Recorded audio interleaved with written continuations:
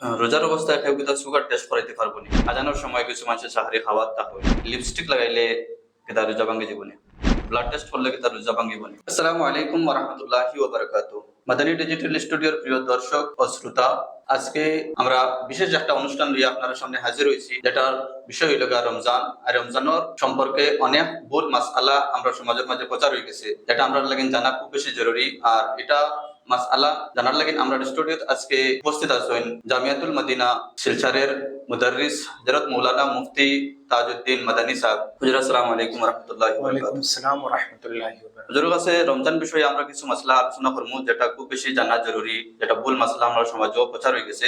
আমার প্রথম যেটা প্রশ্ন এটা হইল গিয়া যে বমি পড়লে রোজা ভাঙ্গি যায়নি। আলহামদুলিল্লাহি রাব্বিল আলামিন ওয়াস সালাতু ওয়াস সালামু আলা সাইয়্যিদিল মুরসালিন, আম্মা বাদ। বমি করলে রোজা ভাঙ্গে নি, এটার মধ্যে একটা সংজ্ঞা আছে। যদি কেউ ইচ্ছাকৃতভাবে বমি করে তার রোজা ভঙ্গ হয়ে যাব। আর যদি কেউ ইচ্ছাকৃতভাবে করে না, নিজ বা নিজ খুদ যেটা খাওয়া হয় নিজে নিজে হয়ে যায়, তাহলে রোজা ভঙ্গ হইতো। এখন ইচ্ছাকৃত হইতে সময় আপনি কোন জিনিস হইতে চাইছেন? ইচ্ছাকৃত ভাবে যেমন আঙ্গুল দিয়া বা অন্য কোন একটা ধরনের যেটা মানে শরীয়ত মোতাবিক দুরুস না, ও তরিকায় করে যদি রোজা ভঙ্গ হয়ে যায়। নিজে নিজে ইচ্ছা করিয়া আঙ্গুল ঢুকাইয়া হোক বা অন্য কোনো ভাবে হোক, যদি নিজে করে তখন রোজা ভাঙ্গি যাব। রোজা ভঙ্গ হয়। তখন আমার নেক্সট প্রশ্ন এটা হইল গিয়া, রোজা অবস্থায় কেউ যেদিন তুতু, যেটারে আমরা গ্রামের ভাষায় সেফ পাওয়া হয় বা ফাঁস পাওয়া হয়, এটা যদি কেউ গিলিলাই তখন কি তার রোজা ভাঙ্গি যাব? রোজা অবস্থায় যদি কেউ তুতু বা সেফ যদি গিলিলায়, তে রোজা ভঙ্গ হইতো না। যে এটা ভুল ধারণা, কেউ মনে করে মকরু, এটা মকরু না। এখন আরেকটা প্রশ্ন হইল গিয়া, আমরা মানুষ মনে করেন যে রোজা অবস্থায় একদিন সেফ এগুলো ফেলাইতেও লাগে, সবসময় কিছু মানুষের দেখা যায় সেফ ফেলাইন, এটা ফেলানি কি জরুরি নাকি রোজা অবস্থায়? সেফ ফালানি জরুরি না, যদি কেউ এহতিয়াতান ফালায় তো কোনো অসুবিধা নাই। গিলার থেকে যদি ফালাই দেখাও কোনো অসুবিধা নাই। এগুলো জরুরি নাই সেফ ফেলানি? জরুরি নাই এটা। আর রোজা অবস্থায় কেউ যদি তেল লাগায়, মাথা হোক বা শরীর হোক বা আতর লাগায়, তখন কি তার রোজা ভাঙ্গি জীবনে? রোজা অবস্থায় যদি তেল বা কোনো খুশবু লাগায় তো রোজা ভঙ্গ হইতো না। কিন্তু খাজর লাগানি থেকে শরীয়তের মধ্যে বাঁচবার হুকুম আছে। আমার নেক্সট রোজা প্রশ্ন এটা হইল গিয়া, রোজা অবস্থায় কেউ যদি মিসওয়াক করে, মিসওয়াক ধাতু যেটা মিসওয়াক করে, এটা করলে কি তার রোজা ভাঙ্গি জীবনে? রোজা অবস্থায় যদি কেউ মিসওয়াক করে, তে মিসওয়াক করলে রোজা ভঙ্গ হইতো না। কিন্তু মিসওয়াকের মধ্যে যেটা ছোট ছোট সিলকা থাকে, ওটা যদি পেটের ভিতরে যায়, কিন্তু রোজা ভঙ্গ হয়ে যাবে। ওটার খাস খেয়াল করতে লাগবে। ঠিক এই মিসওয়াকের লগে আমরা এখন নিউ জেনারেশনে টুথপেস্ট ইউজ করেন, তখন কি তার টুথপেস্ট করলেও কি তার রোজা ভাঙ্গি জীবনে?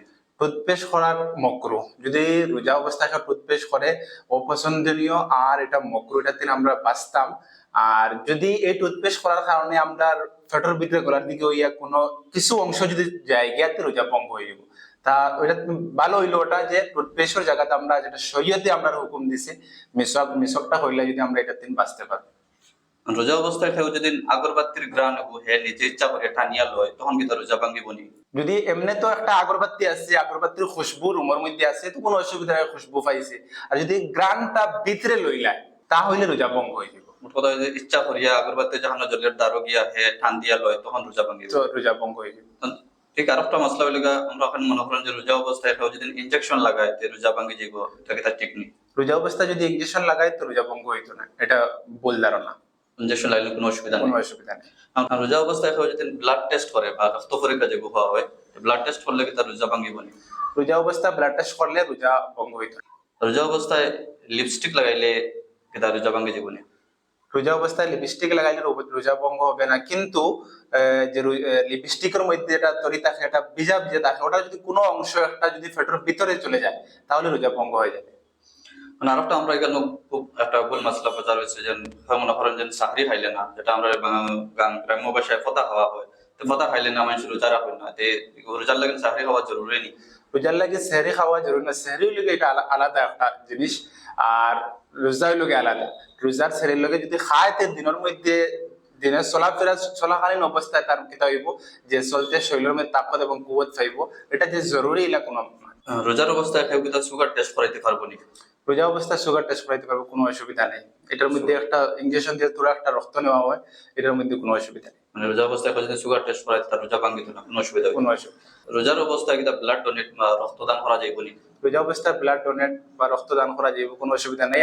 মানে আরেকটা জিনিস হলে আমরা এখানে দেখা যায় যে উজু করার পর, তো উজু করার সময় কুল্লিও করা হয়, আর কুল্লি করার পরে তো যেটা আছে কুল্লির পানি ফেলাই দেওয়া হয়, কিন্তু মুখের ভিতরে ভিজা ভিজা থাকে, তখন এই যেটা ভিজা পানি থাকে এটা গিলিলে লেগে তাও রোজা ভাঙ্গি জীবনী। ভিজা পানির মধ্যে যদি বেশিরভাগ যদি থাকে ভিজা মানে যার যেটা ফানি, তাহলে তো রোজা ভঙ্গ হয়ে যাবে। আর যদি ফানি থাকে না, শুকাই গেছে তুরাতুরি, এটা মানে লফর লাগাই দিলা, তো তো সেফর যেটা আমরা খাওয়া ওই সেফর লাগাই যদি থাকে তো কোনো অসুবিধা নাই। আর যদি ফানির অংশ বেশ থাকে তা গিলাই যদি তো রোজা ভঙ্গ হয়ে যাবে। মোট কথা ওটা হয়তো তারা যেন কুল্লি করার পরে পানি ফেলানোর পরে তোরা কিছু থাকে গেলে কোনো অসুবিধা কোনো নেই। অসুবিধা নেই। এখন অনেক সময় দেখা যায় যে আমরা এখানে একটা মাসলা খুব বেশি ভুল প্রচার হয়েছে যে ফজরের আজান পর, যেটা তো ফজরের আজান হয় রোজা সাহরির টাইম শেষ হওয়ার পরে, তখন আজানের সময় কিছু মানুষের সাহরি খাওয়ার তা হয়, তখন এটা কি তা ঠিক আছে নি? ফতার টাইম হইলো গিয়া মানে এটা আজানের লগে এটা কোনো তাল্লুক নাই। এটার টাইম হইলো গিয়ে যত সময় টাইম, যেমন আমরা এখানের মধ্যে 3টা হোক বা 4টা হোক একটা এক্সাম্পল, ওই টাইম শেষ হওয়ার লগে লগে ফতা খাওয়া Time বন্ধ, শেষ হয়ে গেছে। টাইম শেষ হয়ে গেছে। যদি কেউ সেরির ইন্তজার করে, ফতা ইন্তজার করে যে আজান হওয়ার পর্যন্ত আমি খাইমু, তাহলে তার রোজারে বরবাদ করলো, তার রোজা ভঙ্গ হয়ে যাবে। মোট কথা আমরা টাইমের প্রতি বিশেষ লক্ষ্য রাখতাম যে সাহরির টাইম শেষ হয়ে গেছে আমরা খাওয়া বন্ধ করে দিতাম। এটা আজানের লগে এটার কোনো তাল্লুক নাই। যদি কেউ আজানের লগে তাল্লুক রাখে, তার যতদিন থেকে রোজা রাখছে ততদিন থেকে একটা রোজা তার হইছে না। ওদের কাছে আমার নেক্সট একটা প্রশ্ন এটা হইলো গিয়া, রোজা অবস্থায় কেউ যদি এন্ডোস্কোপি করে, যেটা ডাক্তারি ভাষায় কোয়া হয় রোগীর মুখের ভিতরে দিয়ে একটা ছোট একটা পাইপ ঢুকানি হয় যেটা পেটের ভিতরে যায়, মানে এন্ডোস্কোপি করলে কি তার রোজা ভাঙে জীবনী? এন্ডোস্কোপি করলে রোজা ভঙ্গ হয়ে যায়। ঠিক ওরকম রোজা অবস্থায় কোনো রোগীর যদি অক্সিজেন মাস্ক লাগানি হয় তখন কি তার রোজা ভাঙে জীবনী? অক্সিজেন মাস্ক লাগাইলে রোজা ভঙ্গ হয়ে যাবে। একটা শরীয়তের উসুল যতটা আমরা যে মাসলা বয়ান করছি আমার মধ্যে গলত ফেহমি উসুল হইল গিয়া ওটা যে শরীয়তের মধ্যে রোজা অবস্থায় যে আমরা ফেটর ভিতরে গলা বা গিয়া যদি ফেটর ভিতরে কোনো জিনিস প্রবেশ করে তা হইলে গিয়ে আমরা রোজা ভঙ্গ হইব।